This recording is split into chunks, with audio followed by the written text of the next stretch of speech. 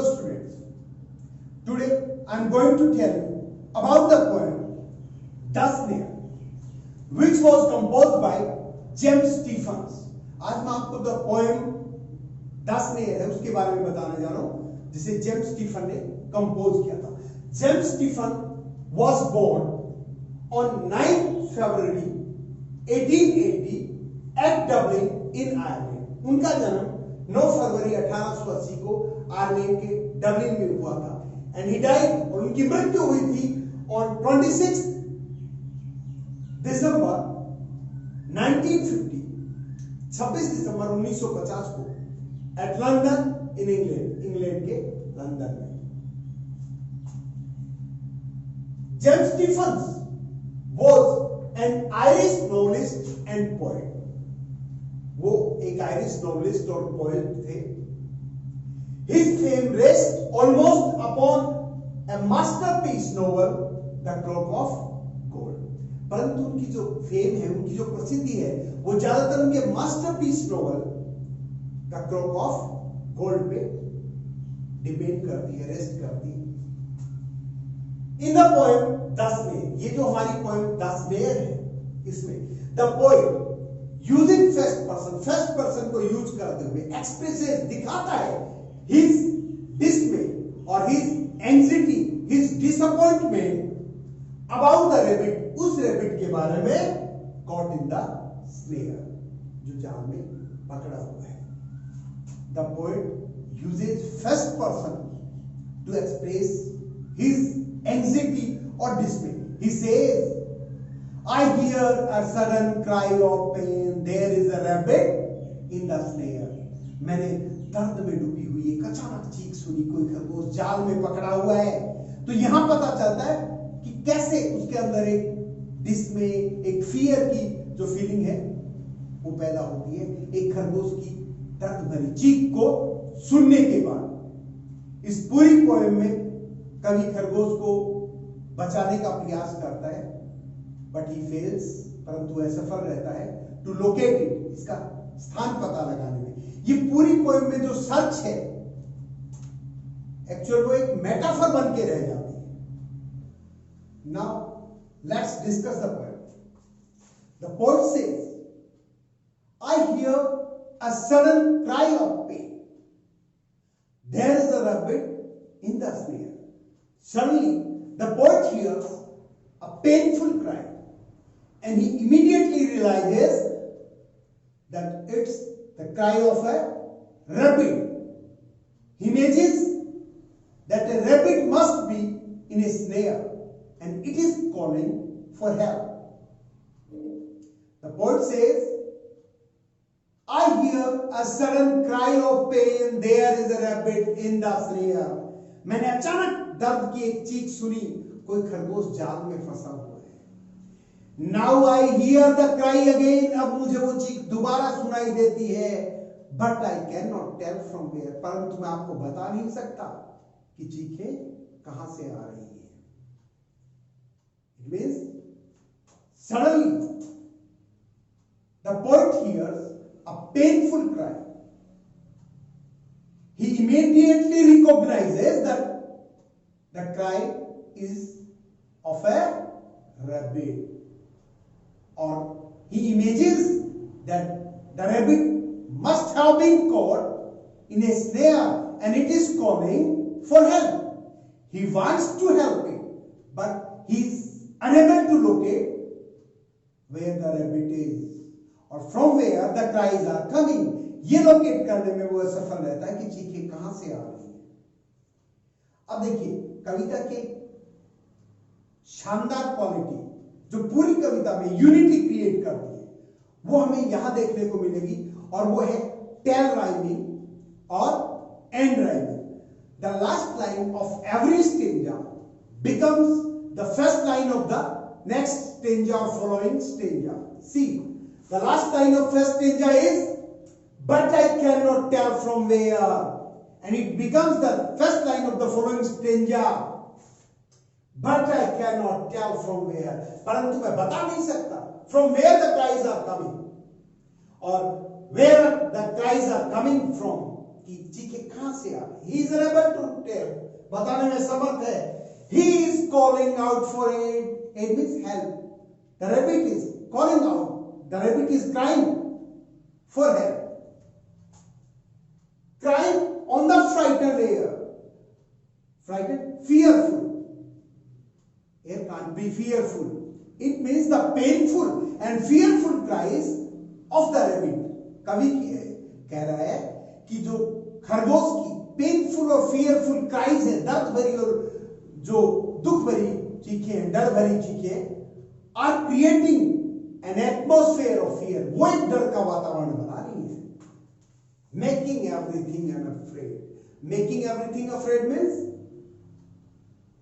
the cries are creating sense of fear in every living being or in the heart of every living being. हर जीव के दिल में डर पैदा कर रही हो painful cries. Making everything afraid. वो हर चीज में same rhyming is here. Making everything afraid. Wrinkling up his little face as he cries again for it. Wrinkling up his little face. The poet imagines that when the rabbit cries, जब खरगोश चिल्लाता है with fear, its face, इसका जो चेहरा है, must have been covered with wrinkles, छुरियों से भर जाता होगा. Wrinkling up his little face as he cries again for aid. जब वो मदद के लिए चिल्लाता है तो उसका चेहरा छुरियों से भर जाता है. And I cannot find the place. और मैं वो जगह ढूंढने में असफल हूं. Which one? Where the rabbit is in the snare. जहां खरगोश जाल के अंदर है. And I cannot find the place. और मैं वो जगह ढूंढने में असफल हूं. Where the rabbit is in the snare. Where his paw is in the snare. जहां उसका पंजा जाल में फंसा हुआ है. The poet is very sensitive. He has great pity and sympathy for the rabbit. He searches for the rabbit. He wanders from place to place in search of it. He feels the pain on hearing the cries of rabbit. He feels as much pain as if he has seen an innocent child tortured by a cruel man.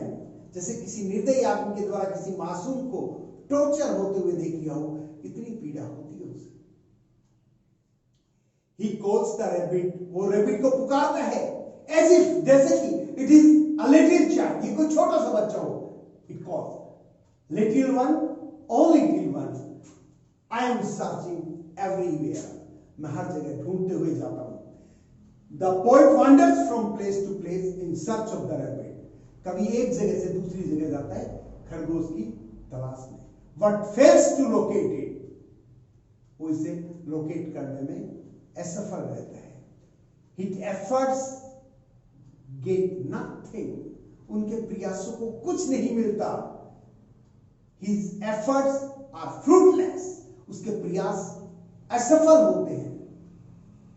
Here his search acts as a metaphor. यहां उसकी search एक metaphor का काम करते हैं. Now let's discuss the questions and the answers. But before starting the questions, I would like to tell you a thing, that in your textbook you may be asked to answer a question in 10 to 20 words or 20 to 30 words, but in RBSC senior secondary examinations, poetry questions have to be answered in 30-40 words only. So I'll give the answer according to the examination pattern. Okay? It does not matter whether you are asked in your book to answer a question in 10 to 20 words or 20 to 30 words, but you will have to prepare your answers in 30 to 40 words so that you can answer the question easily in examinations. Okay, let's discuss the first question.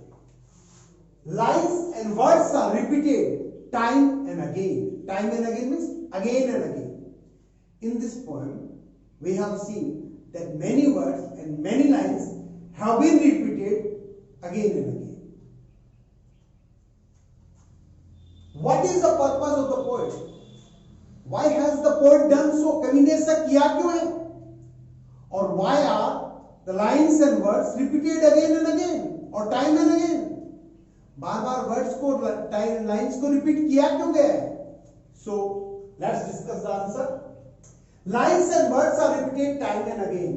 बार बार शब्दों को और lines को repeat किया गया है. The purpose of the poet is, poet का जो purpose है वो है to express, to show the fear and the pain, डर और जो दर्द है of the खरगोश का, and the need of human sensitivity, और ह्यूमन सेंसिटिविटी की आवश्यकता है. ह्यूमन बींग्स को सेंसिटिव होना चाहिए टुवर्ड्स एनिमल्स, जानवरों के प्रति. इस नीड को दिखाने के लिए वर्ड्स और लाइंस को रिपीट किया गया है. एक बार फिर देखता हूं. The purpose of the poet is, कवि का उद्देश्य क्या है? टू एक्सप्रेस, टू शो, दिखाना. क्या? The fear and the pain, डर और दर्द ऑफ द रैबिट, खरगोश का दर्द, उसका डर दिखाना पहला उद्देश्य, पहला purpose. And the second one is to show the need, जरूरत को दिखाना, आवश्यकता को दिखाना, ऑफ ह्यूमन सेंसिटिविटी, आदमी की, इंसान की सेंसिटिविटी को टुवर्ड्स एनिमल्स, जानवरों के प्रति, जानवरों की तरफ. इट इंस्पायर्स, और यू में से it inspires us, it inspires us, ये हमें प्रेरित करता है. और यू में से इट मोटिवेट्स अस, ये हमें मोटिवेट करता है टू बी काइंड, दयालु बनने के लिए, टू एनिमल्स, जानवरों के लिए. See the next question. What purpose does the interjection but serve in the poem? इस पोएम में बार बार एक इंटरजेक्शन बट का यूज किया गया है.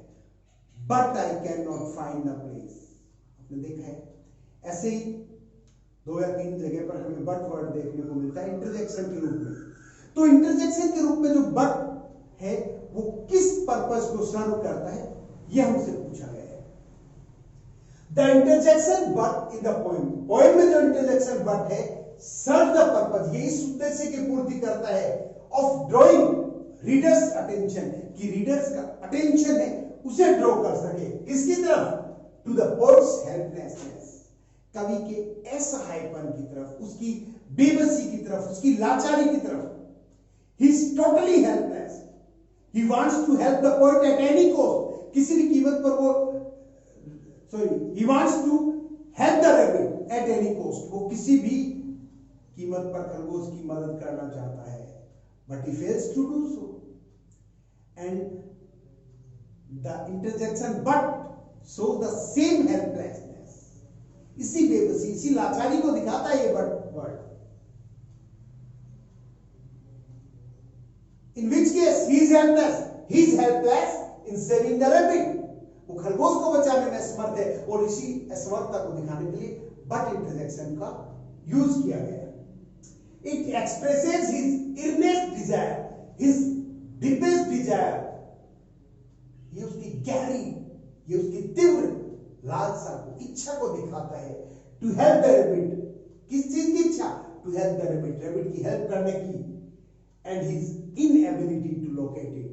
It also shows, it also expresses, it also paints the disability, the inability of the poet in locating the rabbit. और ये उसकी खरगोश को ढूंढने की जो असमर्थता है, अयोग्यता है, उसको भी इंडिकेट करता है. Now see the third question. Find the words and phrases. उन वर्ड्स को, उन फ्रेजेस को ढूंढिए.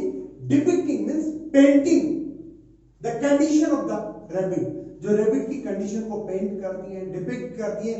उन वर्ड्स को और उन फ्रेजेस को इस पोएम में से आपको बताना है. तो आप देखेंगे answer, the words and phrases depicting the Condition of the rabbit are the words and phrases which paint the condition of the rabbit are, वो है कौन कौन से वर्ड्स, कौन कौन सी फ्रेजेस है जिनसे रैबिट की कंडीशन का पता चलता है। वो देखिए कौन सी है। क्राई ऑफ पेन, दर्द की चीख। अ रैबिट इन ए स्नेयर, जाल में फंसा हुआ एक खरगोश। क्राई अगेन, फिर चीखना। Crying on the frightened air, भयभीत हवा पर चीखना। Wrinkling up his little face, छोटे से चेहरे का झुर्रियों से भर जाना। क्राइज अगेन फॉर हेल्प, मदद के लिए फिर चिल्लाना, एटसेट्रा आदि। Now see the fourth question. Explain the phrase frightened air, भयभीत हवा। ये जो फ्रेज है इसको किस सेंस में यूज किया गया है, इसको एक्सप्लेन करना है। तो सीधा answer, the phrase frightened air, ये जो फ्रेज फ्राइटेंड एयर है refers to the fearful atmosphere, दर्द भरे एटमोस्फेयर को दिखाती है। Due to the painful cries of the frightened rabbit, frightened fearful, जो फियरफुल या फ्राइटेंड एटमोस्फेयर है उसे दिखाती है। किस चीज के लिए? Due to the painful cries, दर्द भरी चीखों के कारण जो पैदा होता है किसकी? ऑफ द फ्राइटेंड रैबिट, उस डरे हुए अफ्रेड रैबिट की, उस डरे हुए खरगोश की जो दर्द भरी चीख है उसके कारण जो डर भरा एटमोस्फेयर क्रिएट होता है उसी के लिए यहां फियरफुल या फ्राइटेंड एयर का नाम दिया गया है। See the cries of the trapped rabbit, जो जाल में फंसा हुआ खरगोश है उसकी चीखें आर क्रिएटिंग, पैदा कर रही हैं एन एटमोस्फेयर ऑफ फ्राइट, डर का एक वातावरण। और यू में से आप ऐसा भी कह सकते हैं एन एटमोस्फेयर ऑफ फियर, डर का वातावरण। The painful and fearful cries of the rabbit, खरगोश की जो दर्द भरी और डर भरी चीखें आर क्रिएटिंग, वो पैदा कर रही है एन एटमोस्फेयर ऑफ फियर, डर का एक वातावरण। See the fifth question. Why is the poet searching for the rabbit? कवि है खरगोश को क्यों ढूंढ रहा है? The poet is searching for the rabbit. कवि है वो खरगोश को ढूंढ रहा है because, क्योंकि he wants to help the rabbit, वो खरगोश की मदद करना चाहता है by making it free, इसे आजाद करके, और by freeing it from the snare, और इसे जाल से आजाद करके। The poet is highly moved, कवि बहुत ज्यादा प्रभावित हो जाता है by the painful cries, दर्द भरी चीखों से of the rabbit, खरगोश की, and wants to free, और वो इसे आजाद करना चाहता है anyhow, किसी भी कीमत पर। सीधा question number 6। Who is afraid and why? कौन डरा हुआ है और क्यों? The rabbit is afraid, खरगोश डरा हुआ है because, क्योंकि it is trapped in a snare, ये एक जाल में फंसा हुआ है, ट्रैप, एक ट्रैप में फंसा हुआ है। The poet is also afraid, कवि भी डरा हुआ है because, क्योंकि he is unable to locate, वो लोकेट करने में, जगह का पता लगाने में समर्थ है the rabbit, खरगोश की, वो पता नहीं लगा पा रहा है कि where the rabbit is trapped, कहां रैबिट है वो ट्रैप्ड है, इसका पता नहीं लगा पा रहा है। To free, why is he searching for the rabbit, खरगोश को ढूंढ क्या रहा है वो? टू फ्री, इसे आजाद करने के लिए फ्रॉम द स्नेयर, जाल से। Both the rabbit and the poet are afraid, कवि और खरगोश दोनों फंसे हुए हैं, डरे हुए हैं। The rabbit is trapped, rabbit है वो ट्रैप्ड है in a snare, and the poet is trapped, और कवि फंसा हुआ है इन हिज हेल्पलेसनेस, अपनी बेबसी में, अपनी लाचारी में। बोथ आर अफ्रेड, दोनों डरे हुए हैं because the rabbit spies in the snare, rabbit का तो पंजा है वो जाल के अंदर है, and the poet is unable to help the rabbit, और कवि है वो रैबिट की मदद करने में सफल है। Now see the seventh question. What provides unity to the poem? कविता को यूनिटी कौन प्रोवाइड करता है? तो देखिए, कविता को एक्सप्लेन करते हुए मैंने आपको बताया था कि इस कविता में एक यूनिक फीचर यूज किया गया है, टेल राइमिंग और एंड राइमिंग। हर स्टेंजा की जो लास्ट लाइन है वो नेक्स्ट स्टेंजा की फर्स्ट लाइन बन जाती है, और यही जो विशेष फीचर है इस पोएम को एक यूनिटी देता है। इसके अलावा repetition of words and phrases also provide unity to the poem. So let's discuss the answer. Tail rhyming और end rhyming, जो tail rhyming और end rhyming है, provides unity to the poem. वो कविता को एकता प्रदान करता है। The last line of every stanza, her stanza की जो अंतिम लाइन है, becomes the first line of the following stanza. वो अगले stanza की पहली लाइन बन जाती है। Thus it provides unity to the poem. इस प्रकार ये कविता को यूनिटी प्रोवाइड करती है। See the next question, what is the theme of the poem? कविता की थीम क्या है? The theme of the poem is, कविता की थीम है प्रोटेक्शन एंड फ्रीडम, बचाव और आजादी ऑफ एनिमल्स, जानवरों की। द पोएट बिकम्स रेस्टलेस, कवि बेचैन हो जाता है, टू रेस्क्यू द रैबिट, खरगोश को बचाने के लिए। ऑन हियरिंग इट्स क्राई, इसकी चीखें सुनकर। It searches it, he searches it, the poet searches it, कवि इसकी खोज करता है एवरीवेयर, हर जगह, but fails to locate it, परंतु इसकी जगह का पता लगाने में असफल रहता है। द पोएम क्रिएट्स, कविता पैदा करती है सिंपैथी, सहानुभूति, फॉर एनिमल, जानवरों के लिए, इन रीडर्स, पाठकों में, जो भी पढ़ने वाले हैं, रीडर्स हैं, उनके दिल में जानवरों के लिए एक सॉफ्ट कॉर्नर क्रिएट करती है ये poem. Now see the 9th question, what attitude does the poet have? कवि के पास कैसा एटीट्यूड है, कवि का कैसा नजरिया है toward the rabbit's plight, rabbit की प्लाइट के लिए, उसकी दुर्दशा के लिए, उसकी बैड कंडीशन के लिए, उसकी कंडीशन के लिए, यू में से सो। द पोएट बिकम्स रेस्टलेस, कवि है वो बेचैन हो जाता है, इमेजिनिंग, कल्पना करके, द रैबिट्स प्लाइट, रैबिट की कंडीशन की, रैबिट की प्लाइट की। ही वॉन्ट्स टू फ्री, वो इसे आजाद करना चाहता है, एनी हाउ, किसी भी प्रकार। He wanders from place to place, वो एक जगह से दूसरी जगह भटकता है, but fails to find the place, परंतु उस जगह को ढूंढने में असफल रहता है, where the cries are coming from, जहां से चीखें आ रही हैं। The poet is very sensitive, कवि बहुत ही भावुक है, towards animals, जानवरों के प्रति। नेक्स्ट और last question, describe the universal appeal of the poem, ये पोएम है कैसी यूनिवर्सल अपील रखती है, उसे डिस्क्राइब कीजिए।